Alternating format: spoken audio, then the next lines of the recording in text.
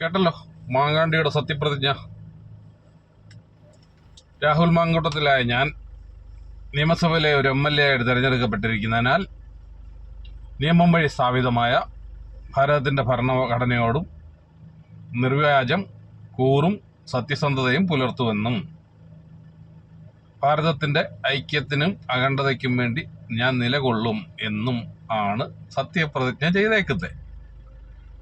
മാങ്കൂട്ടം സത്യം പറയാമല്ലോ, ഇവനെ ഉണ്ടല്ലോ ഇനി ഒരു പഞ്ചായത്തിൽ ഒരു വാർഡിൽ പോലും മത്സരിക്കാനെ കൊണ്ട് ഇവനെ യോഗ്യത കൊടുക്കരുത്, ഇവനെ അയോഗ്യനാക്കണം.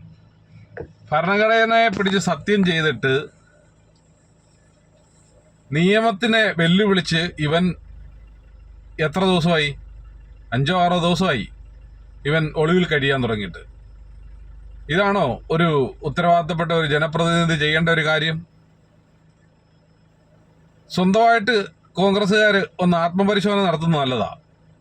അത് കഴിഞ്ഞിട്ട് നിങ്ങളുടെ ടൈം ലൈനിൽ പിന്നെ കള്ളന്മാർ കടക്ക് പുറത്തുനിന്നൊക്കെ ഇടുന്നത് നല്ലതാ കേട്ടോ. അല്ലെങ്കിൽ നിങ്ങളുടെ ഹാഷ്ടാഗ് അങ്ങനെ ആക്കുന്നതൊക്കെ നല്ലതാ. ഈ ഭരണഘടനയെ തൊട്ട് സത്യം ചെയ്തിട്ട് നിയമം വഴി സ്ഥാപിതമായിട്ടുള്ള എന്ന് പറഞ്ഞ് പ്രതിജ്ഞ ചെയ്തേക്കുന്ന ഒരു MLA സ്ത്രീപീഡന കേസിൽ, അതും ഒന്നല്ല, ഇപ്പൊ 2 നിലവിൽ വന്നു കഴിഞ്ഞ് ഇനി എത്ര വരാൻ കിടക്കുന്നു? എന്നിട്ട് ഇവൻ നിയമത്തെ വെല്ലുവിളിച്ചിട്ട് മുങ്ങുകയാണ്. ഇവനെ കർണാടകയിലുണ്ട്, അവിടെ ഉണ്ട്, ഇവിടെ ഉണ്ടെന്ന് പറയുന്നതല്ലാതെ ഇവൻ ഇതുവരെ പിടികൊടുത്തിട്ടില്ലല്ലോ. ഇവൻ നിയമത്തെ വെല്ലുവിളിക്കുമല്ലേ. അപ്പൊ ഇവനെ ഇനി ഒരു തെരഞ്ഞെടുപ്പിൽ ഇവനെ നിർത്താൻ പറ്റാത്ത രീതിയിൽ ഇവനെ അയോഗ്യനാക്കണം എന്നാണ് എനിക്ക് പറയാനുള്ളത്. ഇവൻ ഒരു സമൂഹത്തിന് മാതൃകയാകേണ്ടവനല്ലയോ? ഇവന്റെ പേരിൽ ഇങ്ങനൊരു അലിഗേഷൻ വന്നു, ഇങ്ങനൊരു കേസ് വന്നു. ഇവന്റെ സ്ഥാനത്ത് ഞാനൊക്കെ ആണെങ്കിൽ നേരിട്ട് പോയിട്ട് ഹാജരായനേയും. നീ തെറ്റ് ചെയ്തിട്ടില്ലെങ്കിൽ നീ എന്തിനാ പേടിക്കുന്നേ? നീ ഇങ്ങനെ മുങ്ങി നടക്കേണ്ട കാര്യമുണ്ടോ? നിനക്ക് കൂട്ടിത്തരാനെ കൊണ്ട് പിമ്പുമാരും 1ഉം 2ഉം രാഹുൽ ഈശ്വർ. സത്യം പറഞ്ഞാൽ അവനെയൊക്കെ രാഹുൽ ഈശ്വർ, അവൻ ബ്രാഹ്മണ കുലത്തിൽ ജനിച്ചു പോയത് ആരുടെയോ അവരുടെ കുടുംബക്കാരാണ്ട് ചെയ്ത എന്തോ തെറ്റാണെന്ന് തോന്നുന്നു. ഇവൻ രാഹുൽ ഈശ്വർ അല്ല, രാഹുൽ ശൈത്താൻ എന്ന് വേണം അവനെ പറയാൻ, ചെകുത്താൻ. രാഹുൽ ഈശ്വർ എന്നുള്ള പേര്, ഇവനൊക്കെ ആരായി രാഹുൽ ഈശ്വർ എന്നുള്ള പേരിട്ടത്? അവൻ ബാധിക്കുകയാണ് ഇവന് വേണ്ടി. എന്നിട്ട് ഇപ്പൊ അവൻ പറയുന്നത് പുരുഷന്മാരുടെ അവകാശത്തിന് വേണ്ടി ഞാൻ പോരാടുവാന്ന്. നിന്റെ പോരാട്ടത്തിൽ കിട്ടുന്ന അവകാശമൊന്നും നമുക്ക് വേണ്ട.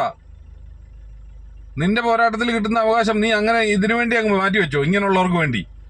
നീ രാഹുൽ മാങ്കൂട്ടത്തിനെതിരായിട്ട് ആദ്യമേ ആ പെണ്ണ് പരാതി കൊടുക്കുന്നതിന് മുമ്പ് നീ ഇവിടെ ഒരു ലാപ്ടോപ്പും പൊക്കി പിടിച്ചോണ്ട് ദേണ്ട പരാതി കൊടുത്തിട്ടില്ല രാഹുൽ മാങ്കൂട്ടത്തിന് അങ്ങനെ ചെയ്യത്തില്ല ഇങ്ങനെ ചെയ്യത്തില്ല. നിന്റെ സന്തോഷം കണ്ടു കഴിഞ്ഞാൽ വിചാരിക്കും നിന്റെ പെങ്ങളെ കെട്ടിച്ചു കൊടുക്കാൻ നിന്റെ അളിയനാണെന്ന് ഇവൻ.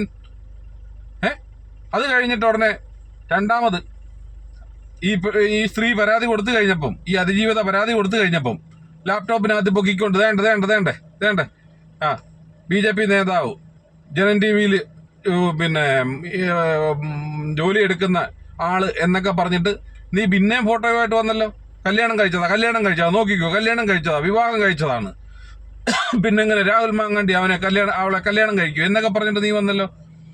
വിവാഹം കഴിച്ചതായതുകൊണ്ട് ആ പെണ്ണിനെ പറഞ്ഞു പറ്റിച്ച് അവൾക്ക് ഗർഭം ഉണ്ടാക്കി, അവളുടെ ജീവന് പോലും അപകടത്തിലാകുന്ന രീതിയിൽ അവൾക്ക് ഗർഭചിത്രം നടത്താനെ കൊണ്ട് നിനക്ക് ആരടാ അവകാശം തന്നെ?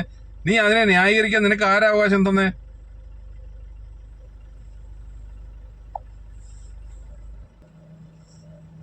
ആ അതിജീവതയുടെ സ്ഥാനത്ത് നിന്റെ പെണ്ണുമ്പിള്ളയാണെന്നെങ്കിൽ നീ ഇങ്ങനെ കാണിക്കുമായിരുന്നോ? വേണ്ട ഇതാ ആളെന്നും പറഞ്ഞ് നീ കാണിക്കുമായിരുന്നോ? കുറച്ചൊക്കെ മാന്യത ഉളുപ്പും വേണോടോ. ഈ കോൺഗ്രസ്സുകാർക്ക് പിന്നെ പറഞ്ഞിട്ട് കാര്യമില്ല, അവരോട് പറഞ്ഞിട്ട് കഥയേ ഇല്ല. എന്താ പറയുന്നേ, ആസനത്തിലൊരു മാവ് കളിച്ചു കഴിഞ്ഞാൽ ആ മാവ് അവർക്കൊരു തണലാന്ന് പറഞ്ഞ രീതിയിലാ ഇപ്പം UDFകാരുടെ ആസനത്തിൽ കളിച്ചേക്കുന്ന മാവാണ് രാഹുൽ മാങ്ങാണ്ടി. ആ മാവ് ഇപ്പൊ അവർക്കൊരു തണലായിട്ട് കൊണ്ടു നടക്കും. കൊണ്ടു നടന്നോ? ജനങ്ങൾ ഇതെല്ലാം കാണുന്നുണ്ട്. 1 കേസല്ല 2 കേസ് ഇപ്പം നിലവിൽ വന്നിട്ടുണ്ട്. ഇനിയും വരുമെന്നാണ് കോൺഗ്രസ്സുകാർ തന്നെ പറഞ്ഞുകൊണ്ടിരിക്കുന്നത്. രാജ്മോഹൻ ഉണ്ണിത്താൻ തന്നെ ഇന്നലെ പറഞ്ഞിട്ടുണ്ട്. എത്രയോ കഥകൾ അയാൾക്ക് അറിയാവുന്ന അയാൾ പറഞ്ഞിട്ടുണ്ട്. നിങ്ങൾ ഈ ഭരണഘടനയെ പിടിച്ച് സത്യം ചെയ്ത ഈ മാങ്കൂട്ടത്തിലിനെ സംരക്ഷിക്കുവാൻ വേണ്ടി നിങ്ങൾ ഇങ്ങനെ തറപ്പണിക്ക് പോയി കഴിഞ്ഞാൽ കോൺഗ്രസ് എന്ന് പറഞ്ഞ പ്രസ്ഥാനം പോലും ഇവിടെ ഇല്ലാതാകത്തേ ഉള്ളൂ. നിങ്ങൾക്ക് രാഹുൽ മാങ്കൂട്ടത്തിനെ പുറത്താക്കിയാൽ 100 രാഹുൽ മാങ്കൂട്ടന്മാർ വേറെ ഉണ്ടായി വരും. അത് ചിന്തിക്ക്. പാർട്ടിയുടെ പ്രതിച്ഛായ നഷ്ടപ്പെട്ടു കഴിഞ്ഞാൽ പിന്നെ അത് വീണ്ടെടുക്കുക എന്നുള്ളത് വലിയ പാടുള്ള ഒരു കാര്യമാണ്. നിങ്ങൾ അത് മനസ്സിലാക്കണം. നിങ്ങൾ ഇപ്പം പെണ്ണു വിഷയം എൻ്റെ പേരിൽ വന്നപ്പോഴത്തേക്ക് നിങ്ങളെല്ലാവരും കൂടെ പിന്നെ സ്വർണ്ണക്കള്ളന്മാർ കടക്ക് പുറത്തെന്നും പറഞ്ഞിട്ട് നിങ്ങൾ ഫേസ്ബുക്കിൽ പോസ്റ്റ് ചെയ്യേണ്ട ഒരു കാര്യവുമില്ല. ഞാൻ നിങ്ങളോട് ഏത് വീഡിയോയിലും ഞാൻ പറയുന്ന ഒരു കാര്യമാണ്, ആ ഒരു വിഷയം എടുത്തിട്ട് നിങ്ങൾക്ക് വോട്ട് കിട്ടുമെന്ന് നിങ്ങൾ വിചാരിക്കുകയേ വേണ്ട.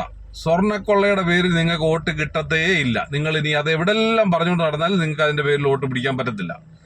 നിങ്ങൾ ഇതിനകത്ത് മാതൃകാപരമായിട്ട് ഈ രാഹുൽ മാങ്കൂട്ടത്തിൻ്റെ വിഷയത്തിൽ മാതൃകാപരമായിട്ട് എന്തെങ്കിലും നടപടി സ്വീകരിച്ചിട്ട് ജനങ്ങളോട് വോട്ട് ചോദിച്ചാൽ ഒരു പക്ഷേ കുറച്ചൊക്കെ നിങ്ങൾക്ക് പരിക്കുകളില്ലാതെ രക്ഷപ്പെടാം.